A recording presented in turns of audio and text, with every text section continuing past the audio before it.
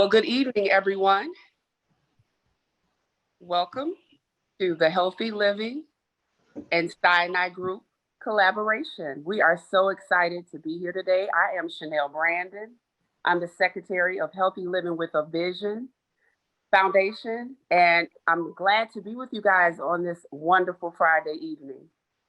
You could have been doing a whole lot of other things, but being here is where you needed to be. So we thank you. We thank you.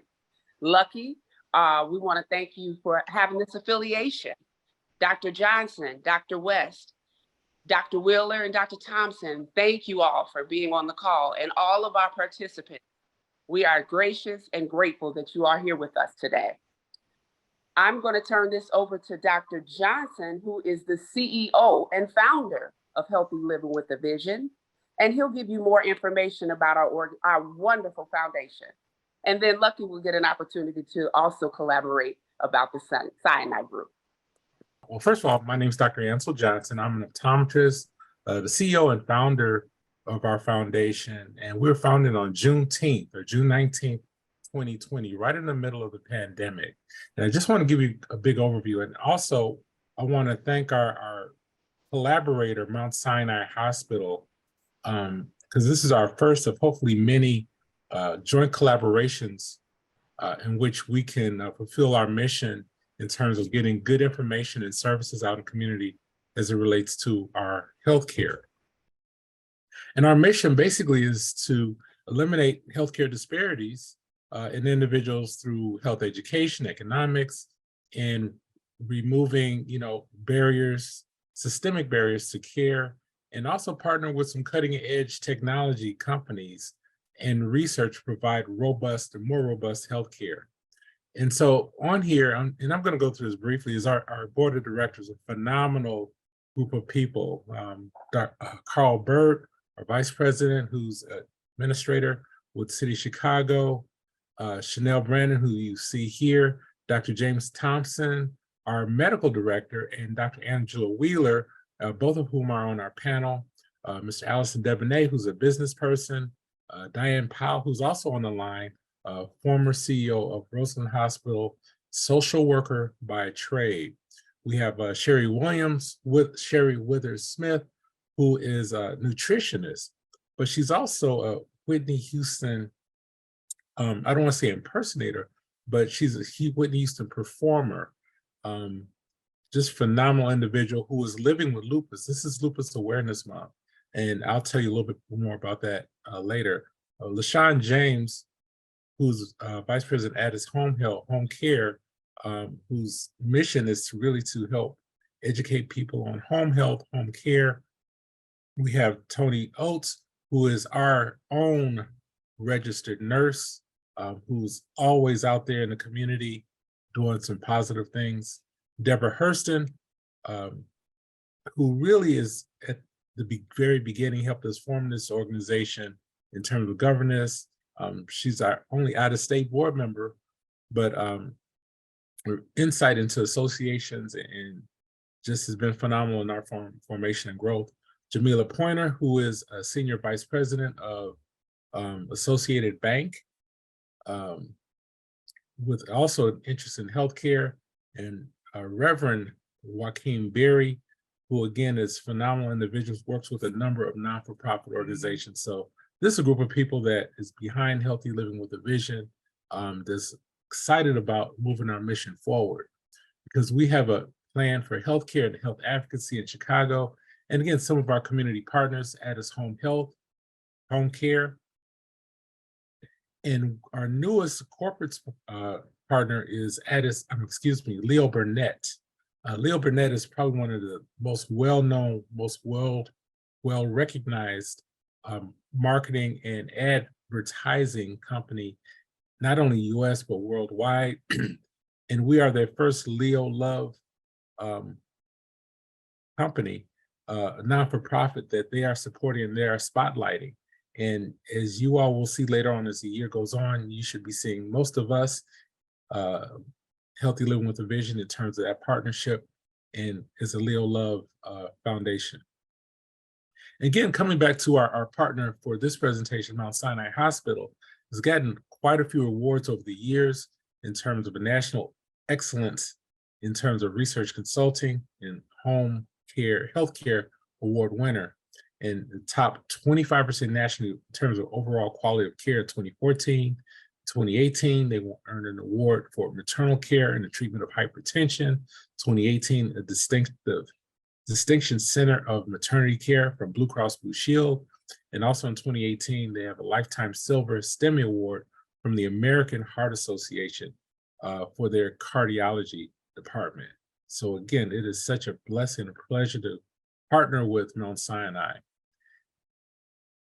And part of what we've done so far, and we have able to give out 430 COVID tests, because as we know, those tests are no longer free, but we were able to distribute quite a few in a very short period of time to instruct people on how to properly use them. A lot of people got free COVID tests, but we're not using them properly. So we had to put those things together. We've been instrumental in providing free diabetes education sessions for people living with diabetes or even living with pre-diabetes. We've done some town hall meetings on people that have vision impairment. And we have a national panel of experts that I was able to put together here. We have another one coming up in June. This is Lupus Awareness Month, as I mentioned earlier. And our board member here, Sherry Withers Smith, along with some experts and actually people that live in champions of lupus, we did a very good in-depth town hall meeting about lupus. We were one of the first organizations to actually do a COVID broadcast. I think this is January of 2020. We actually did it before there were vaccines, when people were wondering where should they get tested, why should they get tested. So we have done a series of COVID town hall meetings. We've actually worked with 2023, just this past winter, with Chicago Urban League with their own community health forum and health fair, where we provided vision screenings. And one of our newer initiatives, there's an epidemic with nearsightedness or myopia, and my associate doctor, director of myopia management services, we're looking to raise funds and provide treatments for children whose prescriptions get worse and worse and worse every year because of so much increased computer and cell phone use. So we want to be able to provide grants and funds for patients and families that may not be able to afford it otherwise, and also increase awareness. You hear me? That's my door. Yes. So we're on the forefront of that. So that's what we do with Healthy Living with a Vision Foundation. We're going to turn this over, but one thing, we are not shy about asking for donations so we can expand our services. So who's ever on the line, tell your friends. Our website is healthylivingwithavision.org, healthylivingwithavision.org, where you can make a donations. I don't care how small, but we just need your support so we can expand these type of programs, not only virtual, but in person. So with that being said, I'm going to stop sharing and turn this back over to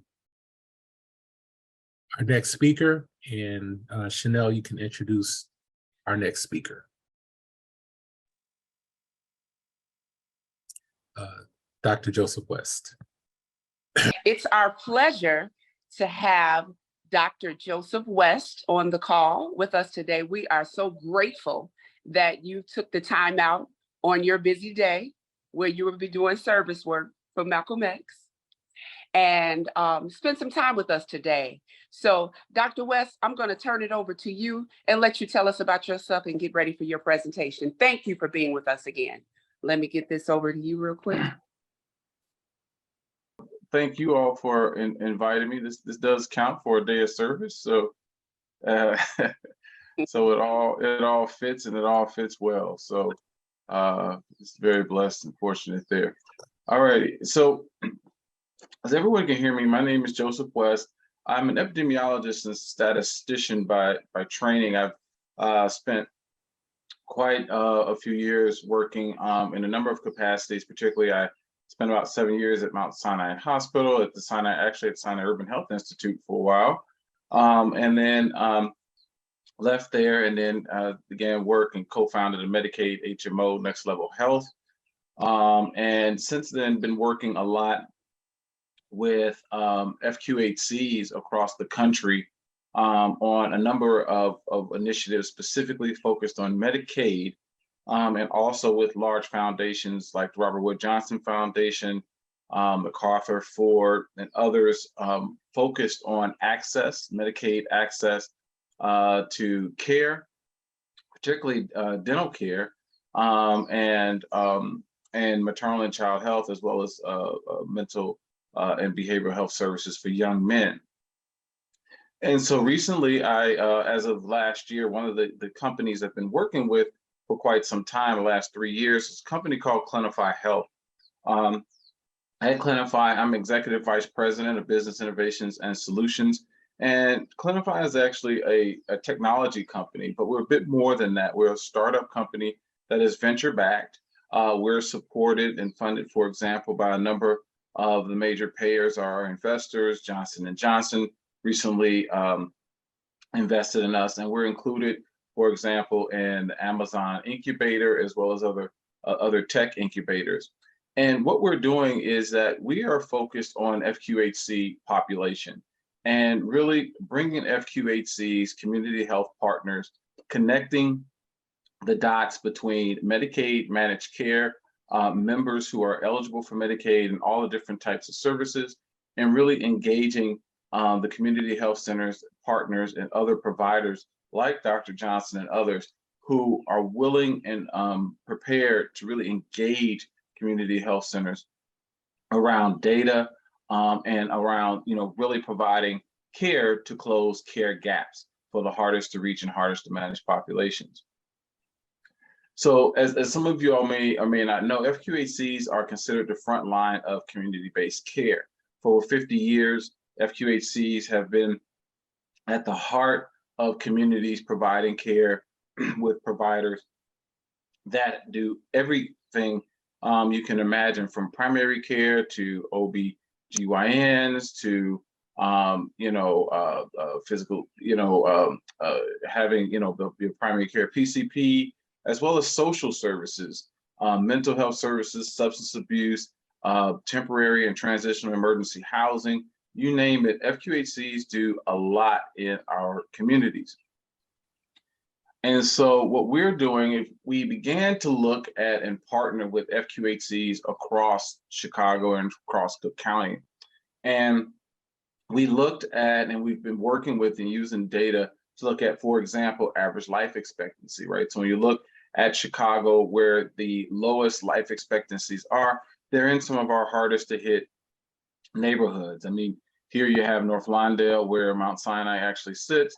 And then you have, here on the south side, where, Inglewood, Washington Park, and all of the communities for which a number of us are familiar, that really, really struggle in terms of not only health disparities, community violence, and other issues.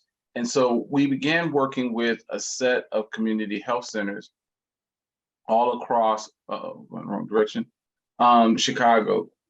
One of the pilots that we're working on, just to kind of highlight it, is that we're working with 5 community health centers that are connected. They're Beloved Community Wellness, Chicago Family Health Centers, Christian Community Health Center, Family Christian Health Center, and TCA Health. And essentially what we're working on is they're using a platform to connect members who are eligible and qualified for Medicaid to specialty care and refer them for services. For example, for an eye exam. So if you're a patient that has diabetes and one of your care gaps or care needs is to have an eye exam or a foot exam or other specialty care referral, then they're coordinating and working on this together. One of the reasons for doing so is because we know that housing instability is one of the social determinants of health. So being able to capture members who move quite a bit between neighborhoods they tend to pop up in similar community health centers. So this approach allows them to start a care plan, start engagement, try to reach out to members without having to, every time that member moves, having to start over with care. So Clinify Health, with this particular pilot, we are working with a number of health centers across, as you can see, Chicago. Here are all the clinics that we're working with in red, and the ones that are participating in our pilot are in the sites and locations are in blue. We're also participating in a couple of the state health transformation collaboratives as well, really bringing together and tying together the data from the fees from the hospitals, fees from payers, fees from nursing homes, and also from social service agencies, et cetera. And so we are focused, for example, for our pilots, for this one particular pilot that I'm highlighting here, is around diabetes and diabetes care. And one of the big, care needs or care gap needs is eye exams and diabetes education that can come from, for example, an eye doctor, that can come from a foot doctor, that can come from even being referred to what's called diabetes prevention program that is delivered by a community health center. So we're excited that, to bring together a group, a collaborative of FQHCs to really focus on addressing not only those care needs, but really looking at data to address social determinants of health, right? And so we're measuring and creating a structure around certain patient characteristics. So for example, how many needs they have, is it housing? Do they have concerns about environmental safety, food issues? Do they have behavioral health concerns around drugs, alcohol, relationships, personal relationships? We're developing an integrated family approach that not only looks, for example, at maternal and child health as just, the mom and the child, but also the family system, which includes engaging men, fathers, and others in the family environment together. So in bringing all that information together. And as we're, moving organizations through the pilots, we're, measuring processes that work best for the people that need them. So, what's the best time to schedule a foot exam? What's the best time to schedule an eye exam? How far away are, people from services? How long does it take them? Do they have to take, 2 buses, or do they have to take a bus and a train? Or, are they susceptible to receiving, transportation and transportation assistance?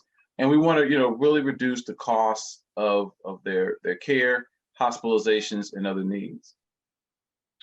We create customized social determinant reports that tie back to quality of life outcomes, that tie back to data that go back to the insurance companies, but also is data that informs the processes and work of the FQHCs. So they can then take that information, SDOH reports, and they can apply for other grants, because we know that, even with their encounter rates, they don't receive enough funds for sustainability. So they're constantly having to apply for grants from HRSA, CDC, NIH, and other funders.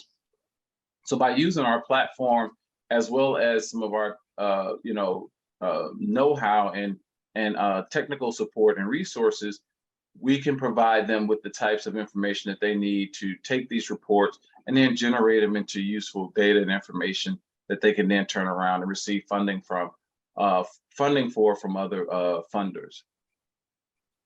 So, just quickly, as I mentioned, Clinify Health is a BEP-owned business. There are 4 African-American men that own the company, along, as I said, with other investors, but there are 4 of us that are leading the company. And we started in one of the Chicago Matter incubator and some of the other incubators related to Amazon and some of the other technology partners.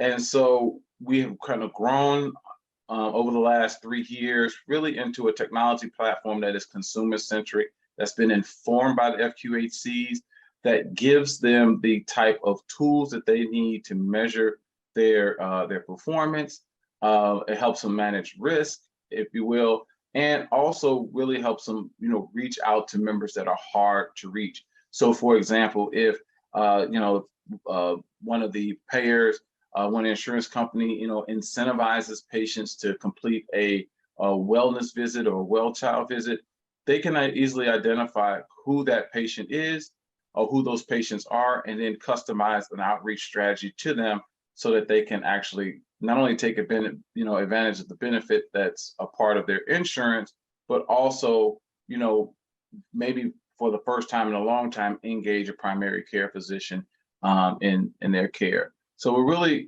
excited that we're able to not only create something to get into the what's called, the tequity space, to close, gaps in technology use, gaps in technology innovation that, do not necessarily make it to community health centers or community partners because of costs and other barriers, that we're able to really break some of those barriers down and find resources and opportunities to bring that technology to bear. And then just lastly, we are, one of the things that we're working on a lot, which is relevant to community outreach, is reaching hard to reach persons. So for example, being able to reach a pregnant mom who's homeless, who's, showing up in the emergency room, right? And so, but if she's homeless and she's pregnant, someone needs to get out there, to her to be able to, get her into prenatal care and other services.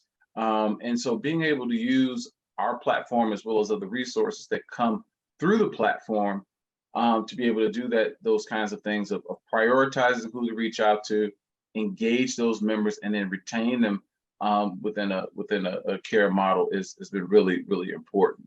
So that's, a bit of who we are, that we're focused on data, continuously using data and bringing it to insights in ways that typically are not used in community initiatives, or typically not used or leveraged for clinical decision making for, higher risk members and for community health centers. So I'm happy to answer any questions that people have about how we're doing. We're working with, as I said, in Chicago, but we're also working with FQHCs across the country. So we're excited about what we're learning. If you work with one FQHC, you've only worked with one FQHC. If you work in one market, you've only worked with one market. So we're learning a lot from the way in which community health centers deliver care and work with partners like Dr. Johnson and his foundation and others to really be innovative in thinking about providing services to the people that tend not to have access to them. Are you taking questions now, or are we going to do questions later? That's up to the host. I'm happy to take questions now, but that's up to the host if we can take them now, or would they like for us to wait later? Dr. Johnson. Dr. Johnson, it's up Yeah, to you. we can take a couple of questions now, but we want to move it forward. If we can take two, and then, if there are any additional questions, we can save them until the end. And then we can all ahead. come back to them. Should I ask my question? Yes. Yes. Go ahead. And then, Okay, I am wondering what, if anything, if you're in discussion about how you might address healthcare issues should the government default and people are no longer getting their Social Security. Is there a plan somehow to still provide them with services?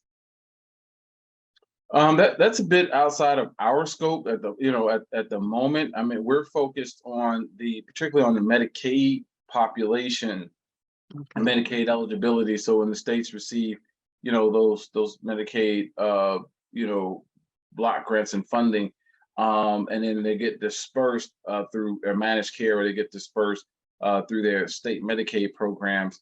That's where we're particularly focused. So that includes, potential populations that may or may not be eligible for Social Security.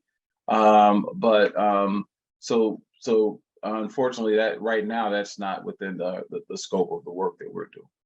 Okay, thank you. Any other questions? All right. Well, thank you, Dr. West. We appreciate that. That was phenomenal. Great information, great insight. Dr. Johnson, Dr. Yes. will be our next guest, so I'm gonna let you introduce her. Our next guest is again one of our founding board members, Dr. Angela Wheeler, who is a family practice physician in Indiana, Northwest Indiana. Just phenomenal, not only just physician, but a human being. And she's done a number of things, including working with the United States Olympic team. So in terms of working with our best and brightest athletes. So with that being said, I will turn this over to Dr. Wheeler, our next speaker and presenter. Hi, good evening, everyone. I'm Dr. Angela Wheeler. My specialty in medicine is family medicine. And I did do a fellowship in sports medicine, hence my sort of door open to the work with the Olympic Committee. I did go to the Sydney Summer Games in 2000 and took care of 3 teams for the Olympics. So that was a real highlight in my career. So Dr. West, thank you so much for that presentation. And I'm gonna just kind of dovetail on some of the things that you talked about. What I wanted to really focus on today is maximizing the primary care visit. So once you have a place to go, then how do you get the most out of those visits? A couple of points I want to talk about is, why is the primary care provider important? How do you prepare for that primary care visit? And what to do to make the follow-up best for your needs going forward. So first question, why is the primary care provider important? Well, hopefully this individual will be someone who will get to know your family and your family dynamics. That would include everything from, who's really the spokesperson for the family, who has, the major responsibilities in terms of, some of those determinants of healthcare that we talked about. The primary care physician can address most of your healthcare issues, everything from just wellness in general, things like immunizations, and then seasonal things like, cold and flu and sports physicals, all kinds of things, your doctor can do. I think that with our recent, I'll call it a season for COVID, the primary care doctors were very, very instrumental in helping people figure out, how to navigate through that, not just from a medical standpoint, but just from, dealing with family dynamics when everybody's kind of stuck in a house together. Also, your primary care physician that gets to know your family would be someone who would be interested in your cultural practices. Now, this can be important, for instance, if you have someone with diabetes, and if the primary care physician takes the time to learn about some of the cultural practices, foods that are eaten, observances like Ramadan and things like that, that will build a connection between the family and the patient and help them figure out, what's the best way for me to eat? What kind of things can I eat that I usually eat? What kind of things do I need to stay away from? Your primary care physician can really help with those kind of things. One of the biggest things a primary care physician can help with is avoiding that expensive care in the emergency room.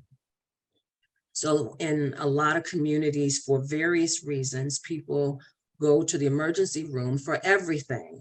I remember when I was a resident, I had the ER duty, and I was called to the ER to see a patient, and this lady had called an ambulance to come in because she needed a pregnancy test. And if that isn't, an example of misuse of the emergency room, I can't think of a better example. But anyway, that's something certainly that a primary care physician could do in the office. And then really even to make sure that people understand what it really is the purpose of the emergency room. Emergency room really is a place to deal with emergencies. And you can break that down into, is it going to take you out in the next 24 or 48 hours? If that's the case, that's what they handle. It's really not their job to make you all better. It's just to decide, is there something that is really, really emergent, something that needs to be taken care of in the hospital setting? If not, then they're going to pretty much stabilize you and send you out. And hopefully where you would be going would be to a primary care physician who can take care of things from there. So once you have made an appointment to see your primary care physician, and we realize that access to care one of the barriers to access is just having insurance. So hopefully most of our population can find some insurance one way or another. But once that happens, so how do you maximize that time with the primary care physician? More and more our time is crunched. So if you're organized and you have your questions and your issues kind of in front of you, you can get the best out of the visit. So one of the first things that you want to do is really kind of either gather or know your family history. There are some medical issues that your family history can make a difference in how we approach, how we treat, how we follow. So that could be very, very important. Secondly, knowing your allergies and what the reactions are. So a lot of people will come into the office and say, I'm allergic to penicillin. So what is the reaction? Well, I don't know.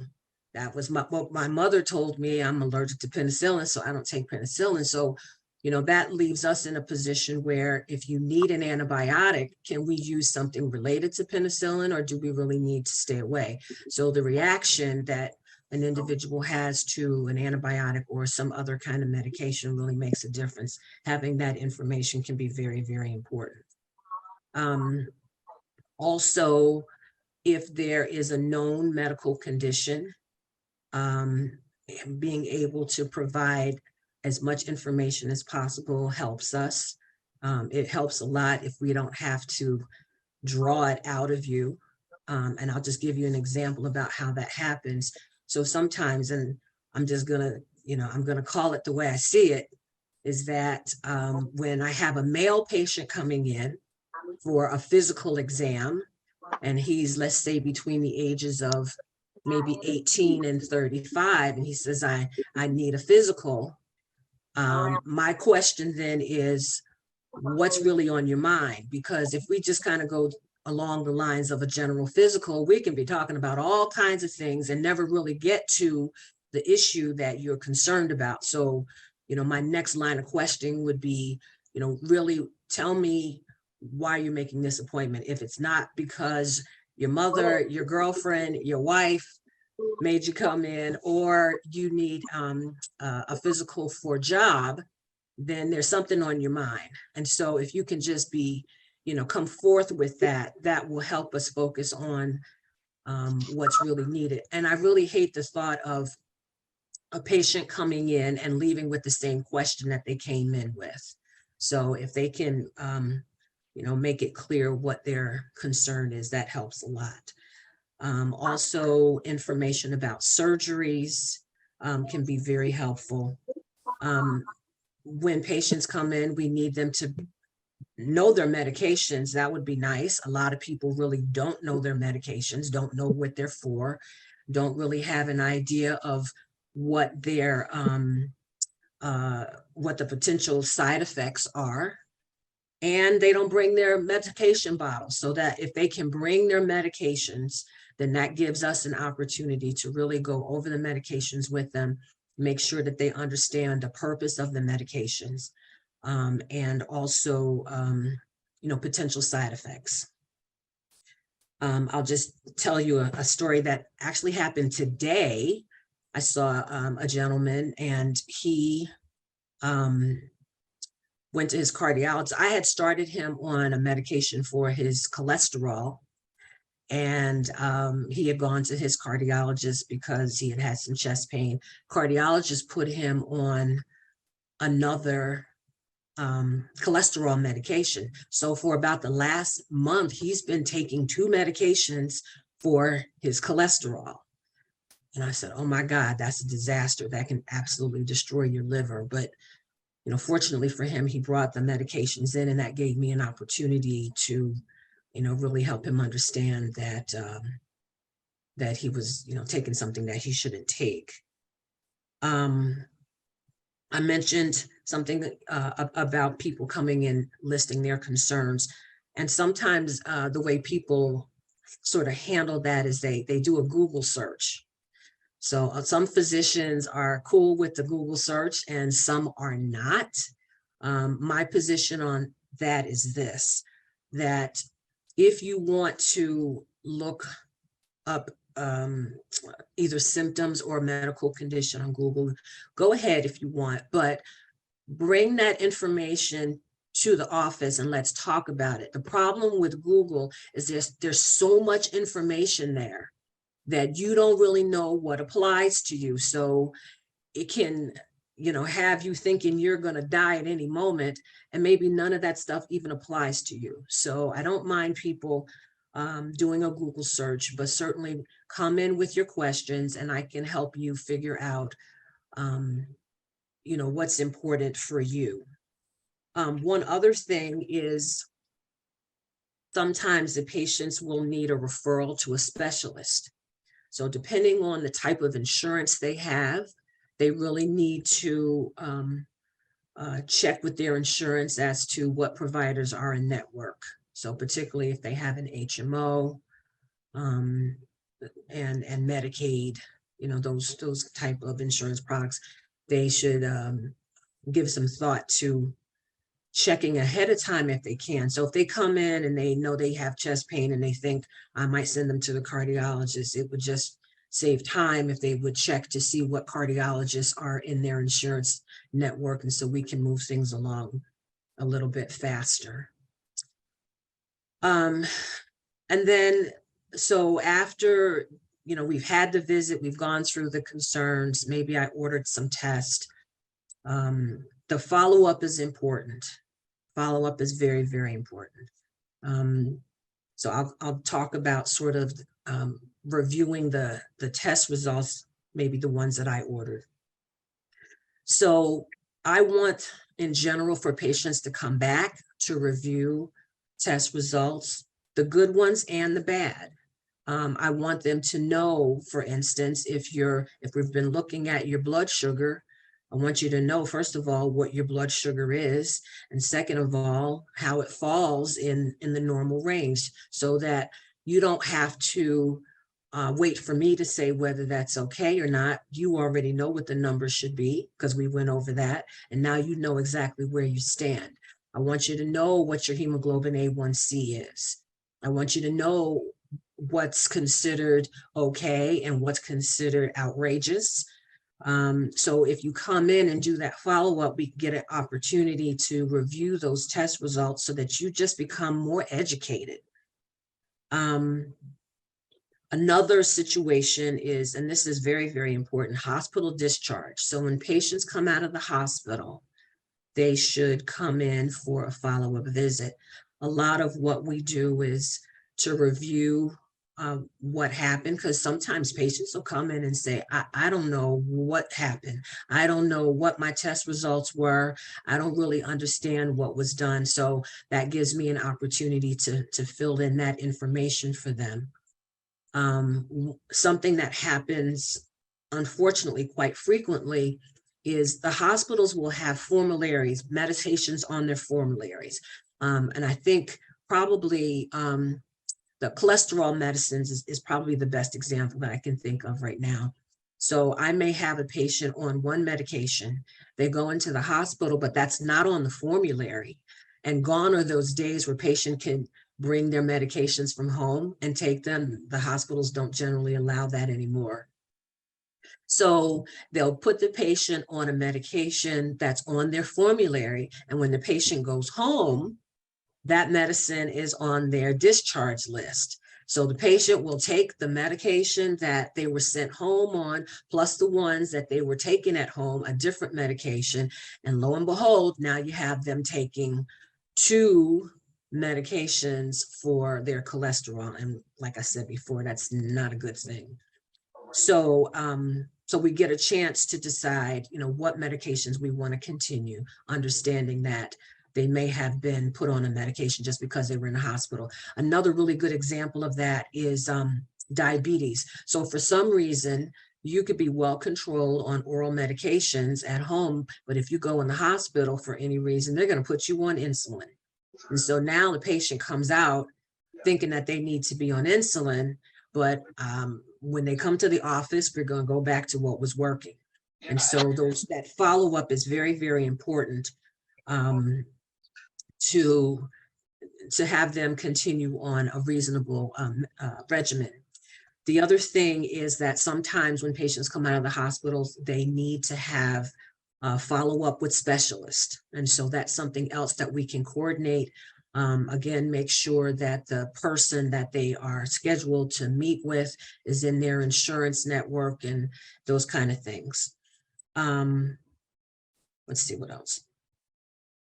Oh, and the last thing that I wanted to mention, and I spend a lot of time with my patients on this, and that is that if the patient is going to a specialist, I really try to prep the patients as much as possible about what kind of conversation there may be. I don't like my patients to feel Your like audio went out, Dr. my Willard. audio went out. Well, I can hear you, but you're more or less in a cave. Something changed with your audio. Okay, I don't know. Let's see. Okay, can you hear me better now? Yeah, go ahead, continue. Okay, It's fine. okay. So what I was saying is that if I'm sending a patient to a specialist, I like to make sure that they are prepped as much as possible. So for instance, if the patient is going to an orthopedist for knee pain, because I do primary care, I want to make sure they've already been on an anti-inflammatory if necessary. There's some topical things we may have tried. So I'll do all the primary care. I will do at least an x-ray. And so that when they go to the specialist, they get specialty care. They shouldn't go to the specialist to get primary care. And the specialists really, really hate it when a patient shows up and they haven't had anything. So that's important. If I think the patient may need a surgical procedure, I want to sort of prep them as to what kind of surgery they may need, what the rehab may be, and again, just to give them as much information as possible. Sometimes I have to give people bad news. And when that happens, I prefer to do that myself because, and if you need to cry, scream, do it in front of me, because when you go to the specialist, they don't have time. And so I want them, by the time they get to the specialist, to have, had their moment and then have their questions so that they can get the most out of those visits. So that's basically what I wanted to cover. I think that the primary care physician or the primary care provider has a very important role in continuity of care and helping the patient be prepared, knowing the patient's family, and just really kind of providing a framework for good care. So thank you for your attention, and I'll take any questions if anyone has any.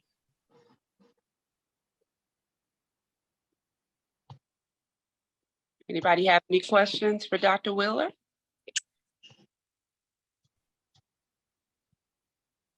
Okay. Well, Dr. Wheeler, thank you. We appreciate you. I'm going to go ahead and turn this over to Lucky. She has a few things that she would like to say before we have Dr. Thompson to take us out. So Lucky.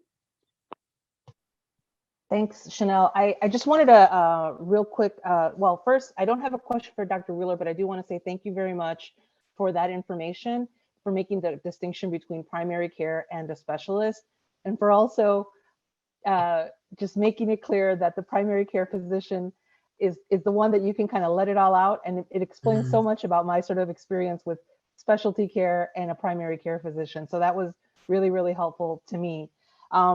Secondly, hello, everyone. I think I've met a lot of you here. My name is Lucky Camargo. I'm with the Sinai Urban Health Institute, and it's part of the Sinai Health System that Dr. Johnson gave a great background on. Thank you so much for that. I just wanted to let you know I'm a community engagement specialist with Sinai Urban Health Institute, and we're the research arm of Sinai Health Systems. And one of the reasons that we were able to be here today and have your time is largely thanks to Diane Powell, who serves on the Community Advisory Council that we establish at Sinai Urban Health Institute. And what makes us kind of distinct to other research organizations is that Community Advisory Council model, which is a culturally responsive way of evaluating programs. One of those programs being the Clinify integration for the Southside Population Health Collaborative that Dr. West presented on today.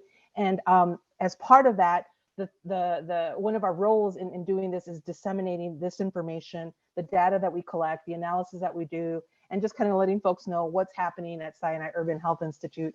So I want to thank Healthy Living with Vision. I want to thank Chanel. I want to thank Dr. Johnson, everyone here for your time, for opening your doors to us and giving us the opportunity to share this information. Most importantly, thank you, Dr. West, for making time today to present on this really important work, really fascinating work. I'm really excited to hear more about it nationwide. I'm going to be following it very, very closely. So with that, I'm going to hand it back to Chanel. All right. Thank you, Lucky. We appreciate that. And we look forward to having future collaborations with you as well. So we're grateful for that. Before we go on to Dr. Thompson, I did get someone that raised their hand that said that they had a question for Dr. Wheeler. So you can go ahead and ask your question, LaJewel. Yes, thank you. This is a great opportunity, and a lot of things are going on. Having worked in the healthcare area for 50 years, I really like Dr. Wheeler. I think she's very, very succinct and to the point.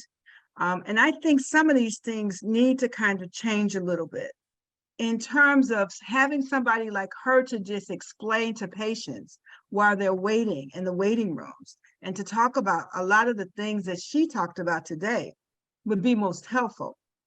You know, having spent my last 5 years at Cook County Hospital as regional director for outpatient clinics, this was something that I found that people, it was a lot, because when they were seeing the providers and you're only getting 15 to 20 minutes, they're only not addressing a lot of things.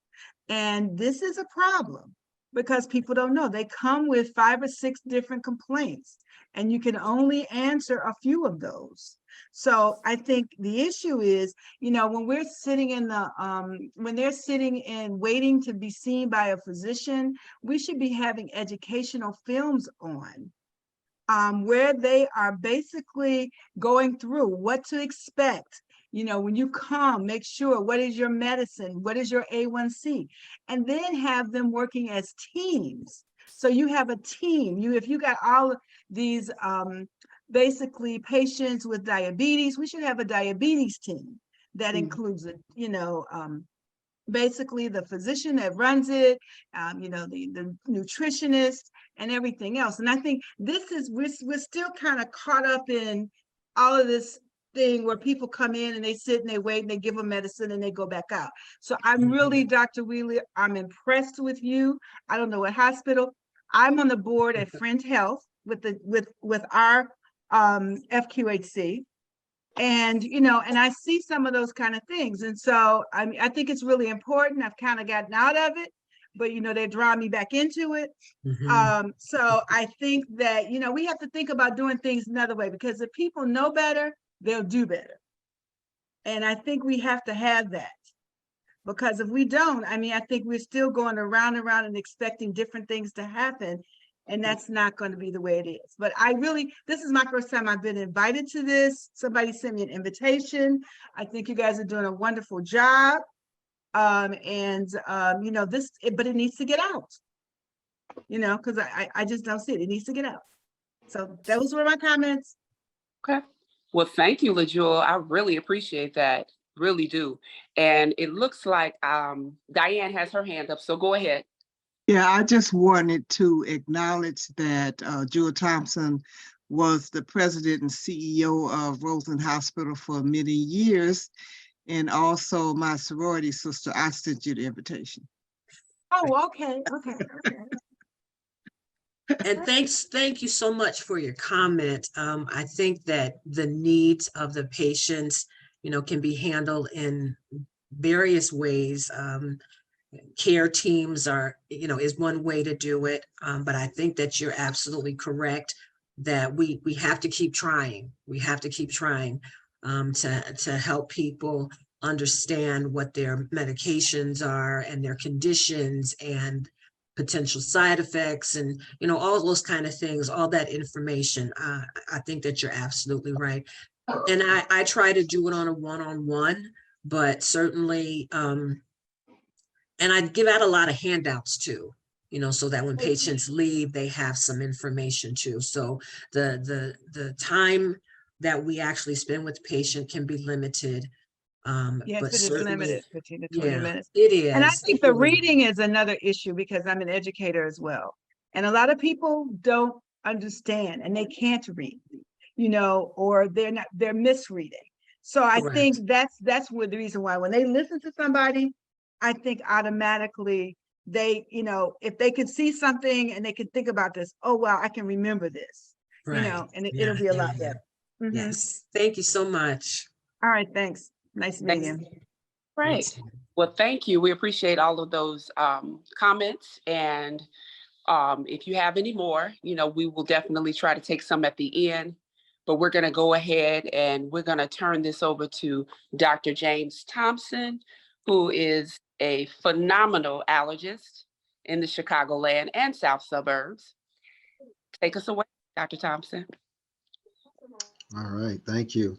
I'm going to see if I can smoothly transition to my slides, but yeah, I've been a practicing allergy and immunology, seeing probably 70%, 60 to 70% of the patients I see have asthma, and many patients that have asthma also have allergies, allergies that involve their nasal passages too. So the kind of mundane term is hay fever, but some people call it sinus allergies. The technical term is allergic rhinitis. So I see people that have that and hives and swelling.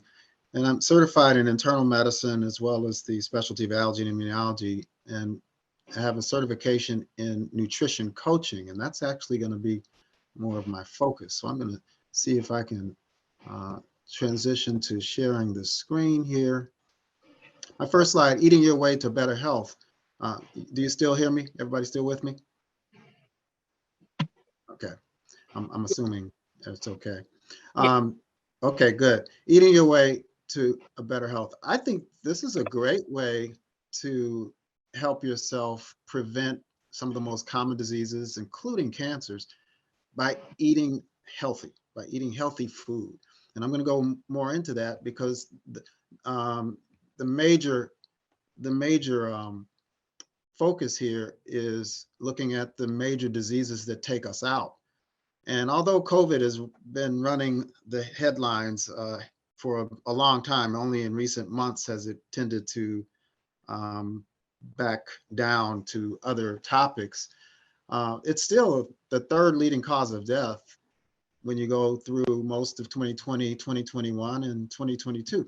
What's killing more people each year is heart disease and cancer. And I've listed 8 of the top leading causes of death, and 7 out of these 8 are modified by diet and lifestyle. And I'm not talking about a little, I'm talking about 80, 90% modification. And so if we actually make changes in our diet and lifestyle, we can avoid most of the top diseases that take us out. But I'm focusing in on heart because that's the number one. It's the number one killer of men and women. And even you think with cancer, a lot of us hear about relatives and often older people that may have cancer, but a lot of people with cancer that have survived chemo end up dying from heart disease. The most common reason for death for women that have survived breast cancer is heart related. The most common cause of death in cardiologists, if you take cardiology specialists, heart specialists, is heart, ironically. And so the heart does matter. And if we look at this slide here, we see that Blacks are disproportionately impacted by heart disease. Really, more than half Black people have high blood pressure, nearly half of people in general. But you can see there is some disparity here in terms of the percentage of people that have this, with the highest number being African-American females in terms of heart disease. And although Latinx are down there in the lower quadrants, they still have some other problems that they surpass the majority in. For example, diabetes and liver disease. And so if we look at this chart, we see when we just compare whites to Latinx population in the US, we see diabetes is much higher on the list there. And diabetes is a major risk factor for heart disease and cardiovascular disease and strokes. And you see stroke is number 4 for people that are in that demographic. And so there's a lot of work to be done, but these can all be addressed with diet and lifestyle. I'm not saying necessarily cured, but significantly impacted and certainly prevented. Now, this doesn't say at the top of the slide, but this is an analysis of people that have diabetes. The Native Americans have a particular high risk and high prevalence of diabetes. But as we can see too, compared to non-Hispanic whites, Blacks are kind of leading after Native Indians, and then right behind are Hispanic Latino Americans, and whites are at the lowest end for that. Now, of course, it doesn't show on the slide. That was for type 2 diabetes. It's reversed for type 1. It's an 80% percentage, white versus Black at least, for type 1 diabetes. And type 1 diabetes is the type that involves where you lose complete function of your cells that make insulin. It happens at a younger age. And it's more of an autoimmune process versus diet and lifestyle. Type 2 is the most common form of diabetes, which generally occurs later in life and involves kind of a slow process where you lose function of those pancreas. They're called beta islet cells that make insulin. Now, often people will go many decades and still make some insulin, and they don't need often insulin infusion. But if you don't do anything about it, you can get to that point where even with type 2 diabetes, you need insulin injections. This slide just shows the difference in in managing blood pressure, or rather the effect of managing blood pressure in whites versus Latinx. And as you can see, although the incidence of blood pressure is lower, as the slide I showed you before in Latinx, the control of it is less compared to whites. So almost 70% don't have it well controlled, where it's about half for the non-Hispanic whites. Now, if we had the Black column up there, it would not look good either, about 1 in 5. Now, if you look overall across all ethnic groups, only about 1 in 4 people have well controlled blood pressure over a continuum of several years. And that's really bad.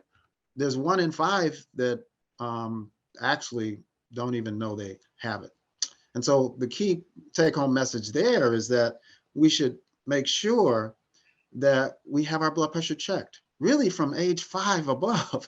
There are children now, because of the standard American diet, which I'll get to, that are having high blood pressure and diabetes because of diet, because of lack of physical activity compared to previous years, decades, and to a small extent, genetics.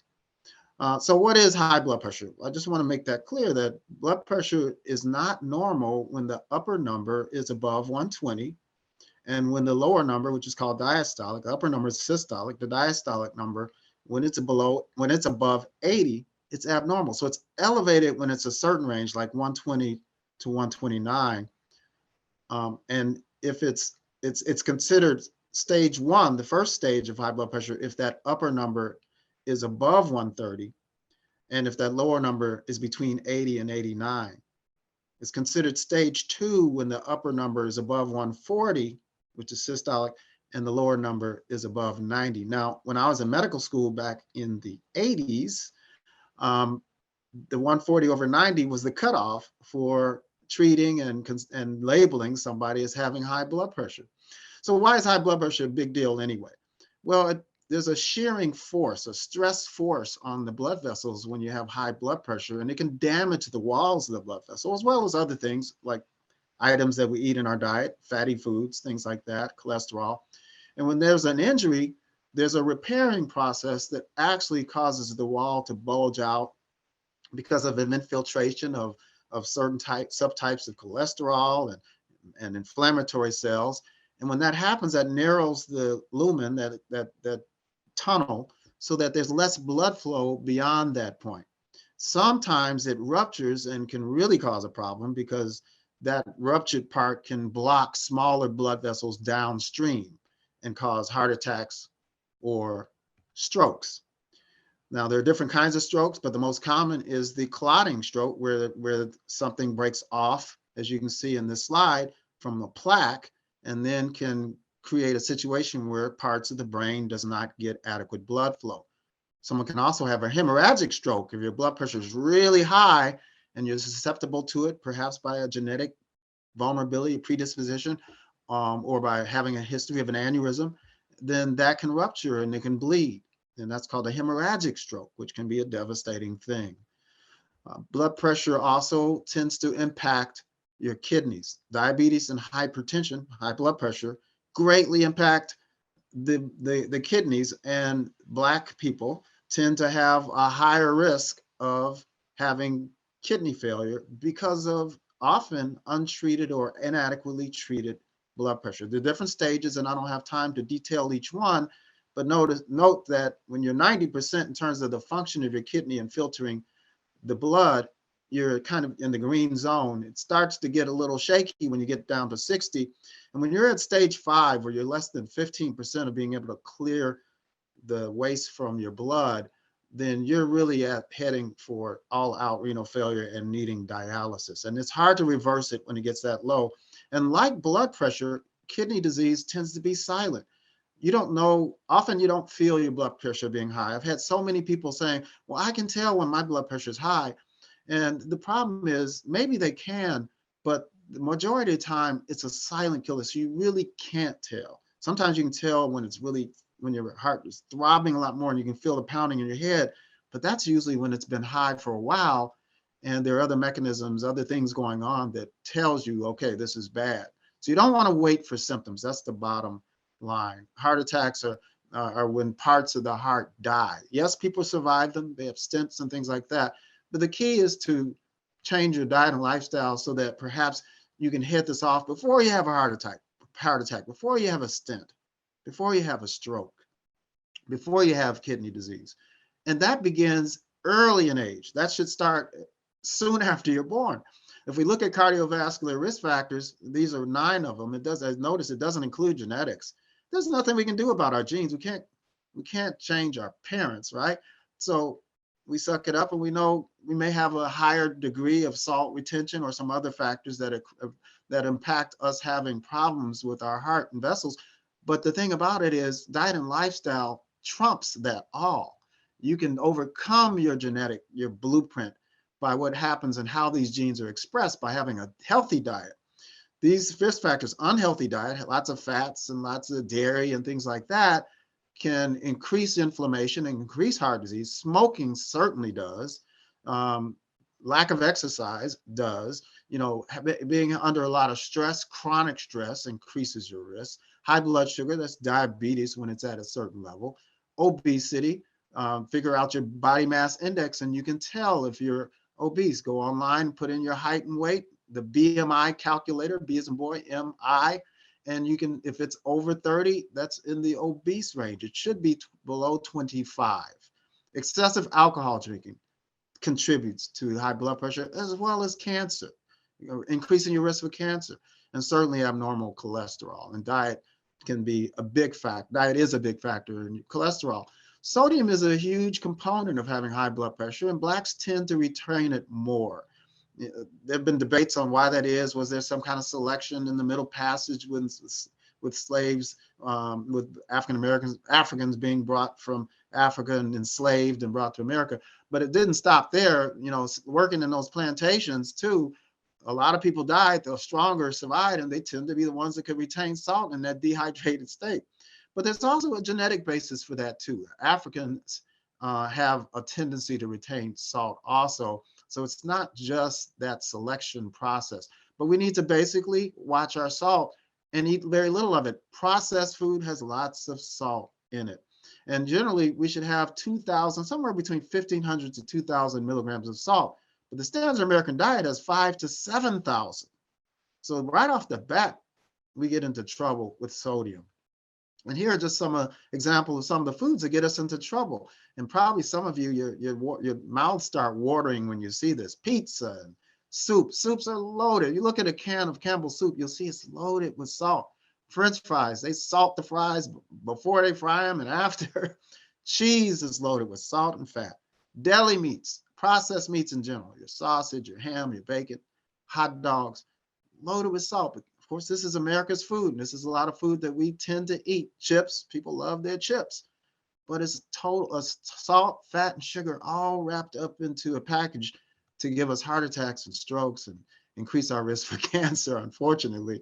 And so a lot of people say, well, I'm cutting back on my salt by not using a salt shaker, and that's fine, but you can see according to this diagram here that that's only 5%. A lot of salt comes from processed food. So when we really get rid of that processed food and processed meat, we can really make a big difference. This food looks good if you've grown up eating a standard American diet, but it can kill you because that's salt, fat, and sugar, the SOS components of poor health. And when you add in the desserts and the candies and sugar, even those colorings, those artificial colorings have been shown now to be detrimental to the health. Coca-Cola, no one should be drinking soda. A bolus of sugar and caramel coloring and all kinds of things like that, just not good for health. And one take-home message I want everyone to have is that we focus a lot on carbs, but it's not all about carbs, folks. It's really about the fat, and the saturated fat in particular increases your cholesterol. It causes more LDL cholesterol, which is damaging to the heart and vessels. And when you eat eggs, you're adding to that cholesterol. It starts with that, and then the insulin resistance occurs, which then can lead down the line to diabetes. So yes, the carbs play a role, and especially processed sugar should be avoided. But when you talk about sugar from plants like fruit and things like that, it's not that sugar that bothers you. It's the fat first. And what happens, the body tends to burn the sugar and store the fat. So major sources of saturated fat is dairy and meat. And so when you're able to relinquish that and replace those with good wholesome calories from plants and from plant-based foods, you do a lot better. Standard American diet is 55% processed food, 30% meat, egg, dairy, only 11% vegetables, fruit, nuts, and beans. And some of these surveys include tomato and French fries, ketchup and French fries as being a fruit and being a vegetable. So really, the standard American diet, also known as a SAD diet, is very sad because it contributes to heart disease. I'm going to since my time is running out here as my timer goes off, I'm gonna just focus on what we should be eating here and a few more points here. You get a low sodium diet when you just eat a lot of fruits and veggies and when you eat unsalted nuts and seeds, if you're not allergic to them, whole grains that haven't been highly processed. When you eat these things, you're automatically getting a low sodium, higher potassium intake. And potassium tends to counteract the effect of sodium and the blood pressure. So natural food like that will really help, the whole less processed food. And replacing unhealthy fats with healthy fats. I don't necessarily agree with a lot of oil, even olive oil, limit that. Certainly not margarine, that's been kicked off the list, so I need to update this slide.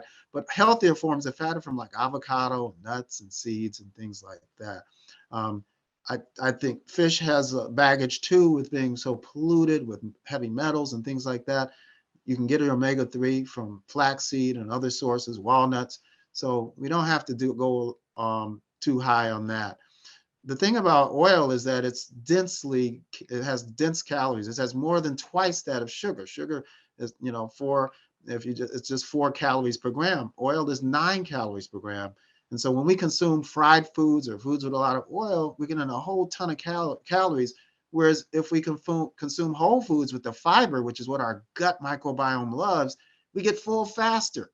And so look what 400 calories to the right is. Look at down to the bottom there, 1,200 calories of fast food, like from some of the restaurant chains we go to, versus more whole food. You can eat, so you get full and you get healthier food with less of the calories. So the key is prevention.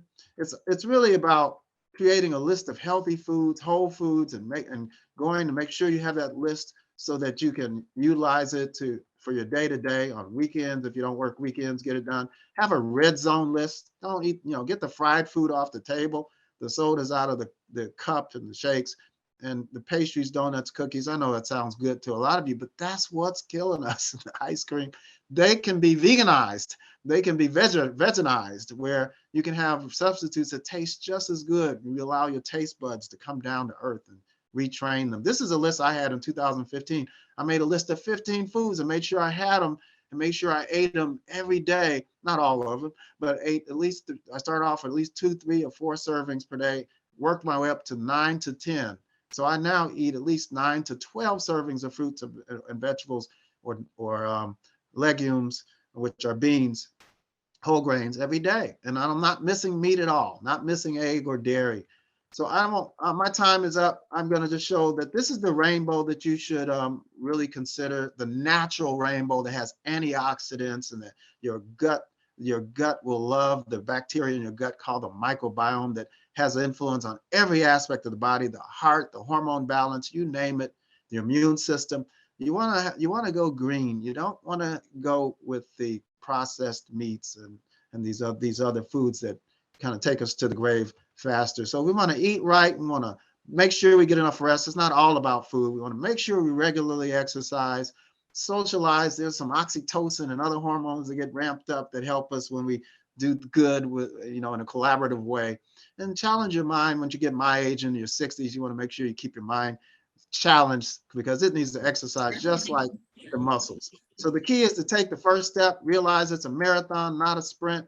I have a website, Fearless MD 21, which I put a lot of information that I've talked about in much more detail.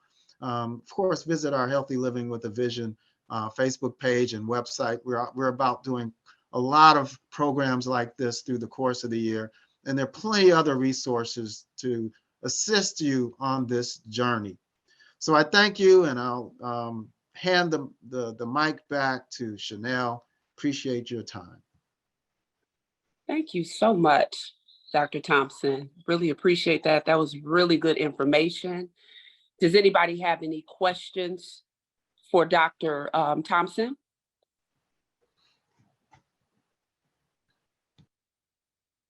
Okay. Well, if you do have any. Tony has a question. Okay, go ahead, Tony. Hi, good evening, everyone. Hi, Dr. Thompson. As a nurse, and you know that I'm in a nursing organization, when we go out and do our health fairs, resource fairs, and we're doing blood pressures and BMIs. Do you know where we could find a BMI chart that is representative of an African American community? Because the one we have, everybody is obese, and they still have the current a current date on it, but you can tell that it's not. So you know where we could find a BMI that is as they say, DEI now, since that's what we should be doing. Well, I'll tell you, BMI is a formula that uses your height and weight, and the charts kind of relegate it to target points based on parameters like age and gender and all that. But really, the BMI calculator, it doesn't matter ethnic group or all at all. Where it gets a little off in accuracy are people that are bodybuilders, where you might have a higher BMI. You might say a bodybuilder might have a BMI of 26, 27, and we know if they're a bodybuilder, okay, that's fine because they have more body mass from building their muscles. And in some older people where they have some loss of muscle mass, some people, it may also be inaccurate there. But generally speaking, it's a good rule of thumb. And I would just say use a BMI calculator, which is easy on your smartphone. Just go online, a BMI calculator, put in your height and weight. There's no ethnic variation with that. If you have a BMI that's 30, whether you're African American, Chinese, or whatever, you're in the unhealthy range. And so that's how it is with the BMI. Okay, thank you. Okay, All right. sure. Linda, I see you have your hand up. You can go ahead. Great, thank you, Chanel. Dr. Thompson, I appreciate you so much tonight, as do others in the comments. And I'm going to put myself out there. I was diagnosed with a diet-related illness at a really young age. I was only 27.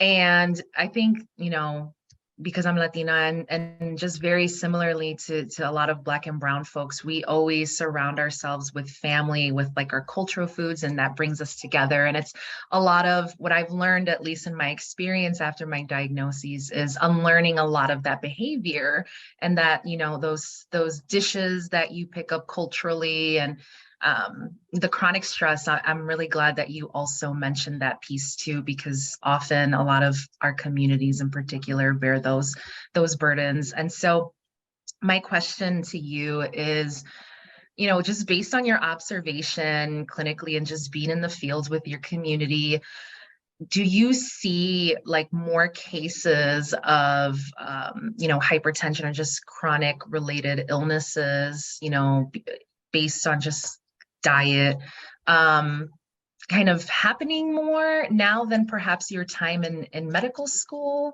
And if so, or if not, what do you think those factors are?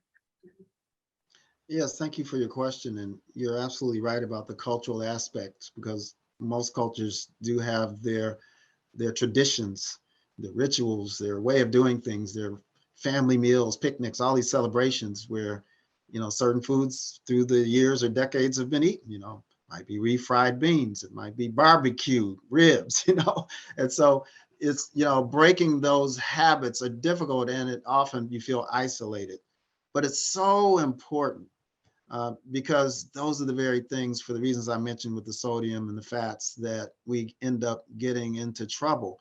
And so, yes, there is more processed food out there compared to when I was in medical school in the 80s and in residency in the late 80s. There's a lot more out there. Beverages that are loaded with sodium and sugar, all kinds. I mean, the chip aisles have exploded. The kind of chips you can choose to eat and for the crunchiness and all that, loaded with salt, loaded with fat. And so there's so much more out there, and they advertise to children. So you get hooked early. When you go to the cashier, what do you go through? Not a rainbow of produce, right? A rainbow of gum and candy and all that stuff. So you get hooked on this stuff early. And so, yeah, there's more of it now than ever. And, Dunkin' Donuts, Krispy Kremes, all that stuff, the line of Krispy Kremes is crazy. And that is the epitome of poison, with salt, fat, and sugar rolled up in a nice, tasty, sugary, dough, cake. pizza is cake. So really, yes, we're up against a lot with marketing and with culture, with traditions, but we better make these decisions because medicines are getting more and more expensive. Healthcare is becoming more and more unaffordable. Dr. West kind of hit it, we have to have these programs now because it's becoming less accessible, but we need to hit it at the root cause. So we need to also give information to parents that we need to stop giving our children these Chips Ahoy's and these Kellogg's Frosted Flakes and things like that, because we're starting them out early being hooked on sugar, hooked on fatty foods and things like that. Okay. All right. Thank you, Dr. Thompson. Does anybody else have any other questions for Dr. Thompson? Okay. I know that Dr. Johnson wanted to say a few things. Tony, you have something else? Go ahead. I just had a question. If you don't mind, can I go back to Dr. Wheeler? Go ahead. Oh, hi, Dr. Wheeler. Where in your practice or your facility, where do you see the use of a navigator or a case manager in helping our clients get through the system and get things, an advocate in a way? That's a great question. So in our hospital system, the most common place where we use navigators is if there's a diagnosis of cancer. So if a woman goes and has a mammogram and she's diagnosed with breast cancer, there's a navigator who is on hand to help, facilitate the appointments. It's funny you should ask that question. I had a conversation with the navigator about whether she should be the one to give the patient the diagnosis or I should be the one. And I told her I want to do the dirty work myself because I want to take the time to comfort the patient, answer their questions. So again, when they go to the specialist, they're ready. They've already been prepped with the questions. They've already been, prepped with, what to expect from the visit. But I do use the navigators. Once I have given the diagnosis to the patient and kind of, give them a heads up on what they may expect, then I have the navigators help out in terms of making the appointments and things like that. And so there definitely is a role. My medical assistant or my nurse will help with some of that. But, maybe I'm a little territorial. but yeah, that's a very important resource. Unfortunately, we don't have navigators for all medical conditions, but for mostly, I would say for cancers is the best use that we have right now. Okay. All right, Dr. Johnson. I have one more question, Chanel. I'm sorry. Okay, go It's ahead. Tony. I'm sorry. Linda Martinez, you're at Sinai? I am, yes. And I don't know if Dr. West is still on the call. However, I've been a nurse for 40 years and my clinical background started, and it still is, labor and delivery. So I have a big interest in maternal health, specifically now that the camera and the light is on the maternal health of Black and women of color. And I saw in Dr. West's presentation about the awards that they've gotten at Mount Sinai regarding their outcomes. So I'm curious to see, is there a plan? What is the plan or what is in place to maintain that and improve it, considering where Mount Sinai is considered on the west side of Chicago? They do have some high risk of infant mortality and morbidity. And is there any plan to include doulas and increase your midwife participation? No offense, Dr. Wheeler or Dr. Thompson, but None taken. okay. I'm None just taken. looking at the best outcome because they're supportive, so that was my question, Ms. Martinez and Dr. West, if he's still available. I have to say, Tony, that is a really great question. And I wish I had an answer to that because I do see the, at least just from my observation and being in several meetings. And we did have a really great colleague who was a doula once herself before transitioning into Suhi, and would just talk about the critical need of having these services available, not to just, those that can afford these services, but more so to the communities that are bearing a lot of the burdens of infant mortality. And we constantly hear about Black women usually being on the receiving end of a lot of that. And so I just want to elevate that those are, I feel like, ongoing discussions. And I really wish I had a better answer. Perhaps Dr. West knows a lot more in his clinical practice and can answer that piece. I can answer from, again, not being necessarily a clinician, but I've done quite a bit of work in maternal and child health, particularly leading a couple of statewide initiatives, and then both in 2021 and 2020 presented at the Public Health Conference data. And what's been stunning about the data related to maternal health, particularly in Black women, is that over the past 5 years, the percentage of Black women under the age of 30 who die after the first year of birth has grown exponentially, right? And that is in part due to a number of physiological, environmental, and other factors. And that, seeing that, and as I kind of presented at the public health at APHA, I said, if the baby dies, that's infant mortality, and God willing, the mother can endure and then have another baby. But if the mother dies, then you can't have another baby if the woman dies. So there's been a number of initiatives and presentations to the state, HFS in particular, to try to train more doulas and to really focus on maternal mortality. And a number of the initiatives for transformation were not funded in that regard.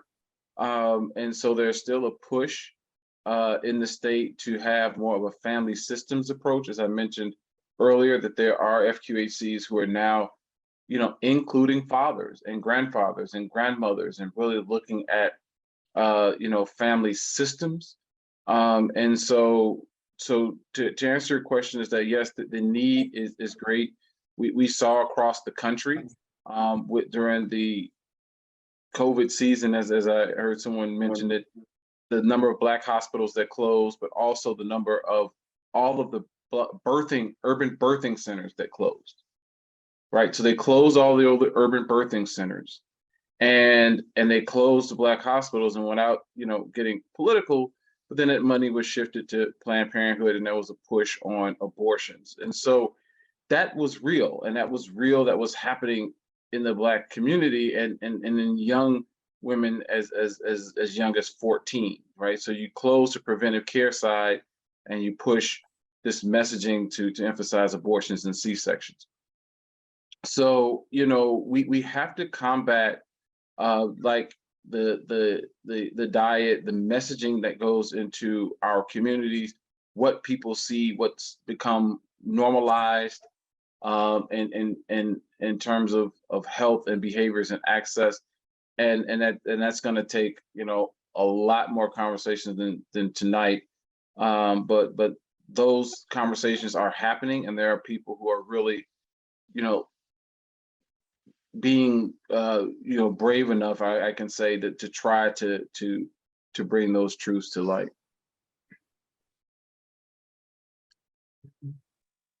Okay. All right, Tony, you got your questions out? Awesome. Awesome. Okay. Dr. Johnson? All right, thank you all very much. I'm going to try to summarize, but eye care is a primary healthcare profession, And so I can't help but give a little bit. I'm not going to go through my full presentation, but I do want to point out some high points in terms of eye care and how we integrate with as a primary health care profession. We are running over. My goal was to be done by 8 o'clock the latest. It's a little after 8, but I recognize how everyone is so passionate about this area. So as I said, this is the first in a series of joint presentations that we are going to do in conjunction with Mount Sinai. So I hope people are just happy and looking forward to part 2, 3, 4, 5 if necessary. But we know that racism is a public health crisis. And as I tell some of my patients, just by being Black or brown, that's stressful in itself.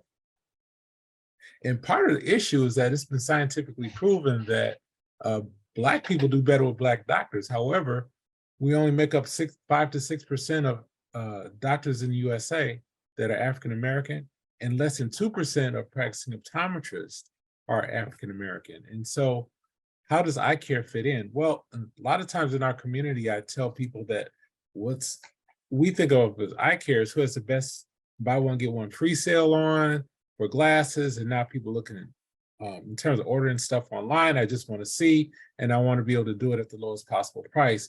But don't think about the eye care component with that.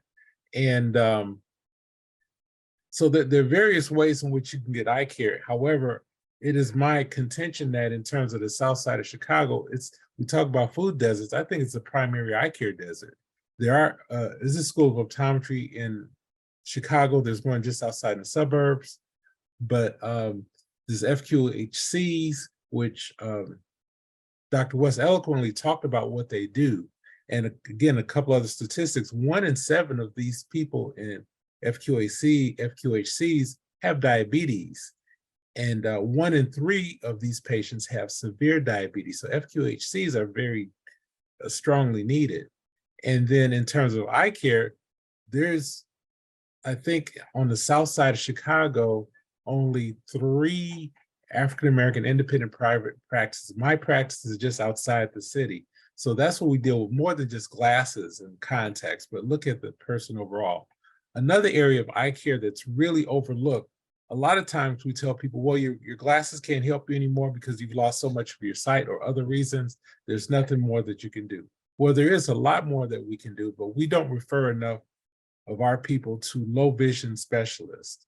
So there's a lot of technology in your iPhone. If you can't make out letters, you can point your iPhone at something, it'll say couch over here, window over here, and a lot of other low-tech aids that we can help people be more independent with vision impairment. And during the pandemic, offices like mine were very instrumental in keeping people out of the emergency room.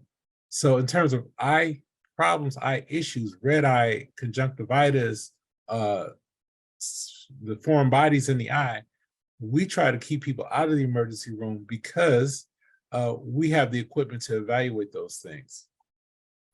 We talked about obesity and hypertension, autoimmune disease, with this being Lupus Awareness Month. A lot of the initial signs are things like dry eye pain and inflammation. Glaucoma, one of the leading causes of blindness in our community, is often found very late, where people may develop a blind spot in their field of vision, very small, that they don't notice until it becomes like this and they have tunnel vision. Again, there are no early symptoms, and all the vision loss is permanent. It's not reversible. That's where prevention is really important. Dry eye, real common, but it's related to a lot of times medication, diabetes, normal aging change, environment. But again, it's ignored a lot. People just tolerate it. Cataracts cause very visual symptoms of blurred vision. However, it's one of those things that's easily treated. Cataract surgery is one of the most common surgical procedures done in the country. It's done on an outpatient basis, but yet a lot of our seniors are afraid of it because they hear the surgery word. So we spend a lot of time educating patients and getting them to somebody that's quality. But there are other things like medications and diabetes that can cause the more rapid formation of cataracts. Diabetes is huge. Again, diabetes is the leading cause of adult blindness in this country. 1 out of 3 people have pre-diabetes, and that's one of our focuses. Even with pre-diabetes, we know about your increased risk for developing type 2 diabetes when you're pre-diabetic, but what we don't talk about enough is that you're also increased risk for stroke and heart disease with pre-diabetes. So that's another focus that our healthcare providers are putting us onto. We talk about social determinants of health. This is something that's coming in the pipeline that will be required for most of us practitioners to report. We talk about social determinants of health, and that's what Dr. West is doing, putting that data together, his organization, to see what are the best practices for taking care of people in our population. So problems related to health and literacy. In terms of eye care, there are many people just can't see. For whatever reason, they can't afford glasses or they can't see. That limits their educational opportunity. Our children having issues, being more and more nearsighted, and that relates to your literacy. We know we want Black boys to be able to read by 3 years old, 3rd grade, I'm sorry. Problems related to unemployment. People a lot of times are between insurance plans and put off not only eye care, but health care, housing, economic situations. So these are factors that are more that we're starting to look at and have to document in some of our how we do things. And a lot of these things are related to eye care and how people function and move through life. So that's just really kind of a tease here in terms of how eye care integrates with that.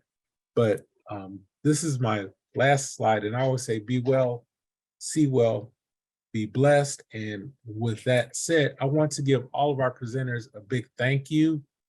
And I want to give everybody like a minute. All of our presenters, I've already spoken, but Dr. West, Dr. Wheeler, Dr. Thompson, if you can give a 1-minute summation and on what you want us to leave with. And this will be on our website, so people will be able to reference it. And we can move forward with further town halls. This has been exciting, folks. So Dr. West. I can, well, I guess I can go. I just want to thank everybody for the opportunity. Appreciate, being allowed to join the panel, and just if you have any questions or anything for me, please just let me know.